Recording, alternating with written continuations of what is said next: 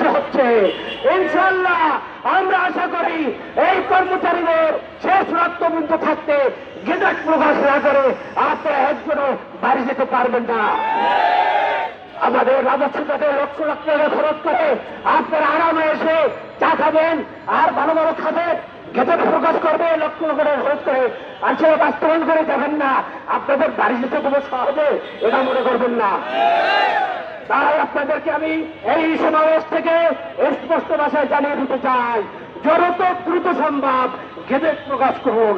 আর কোনো ডেট নয়, এখন আমরা সময় গুনবো, মিনিট ঘন্টা। যত দ্রুত সম্ভব গেজেট প্রকাশ করতে হবে। তা নাহলে আমরা বারবার বলেছি, আমরা বহুত ভদ্রতা দেখিয়েছি, আর ভদ্রতা দেখাবো না। আমরা অফিস আদালত বন্ধ করে দিতে বাধ্য হবে। আপনাদেরকে আজকে মিডিয়ার মাধ্যমে সারা বাংলাদেশে সকল কর্মচারী ভাইদের বলবো, এই কেন্দ্র থেকে সেই কর্মসূচি ঘোষণা করা হবে।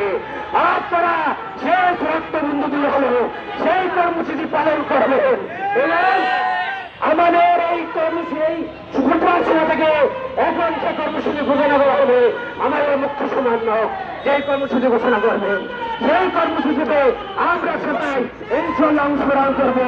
এই আশাবাদ ব্যক্ত করে আপনাদের সবাইকে ধন্যবাদ জানিয়ে আমার বক্তব্য শেষ করছি।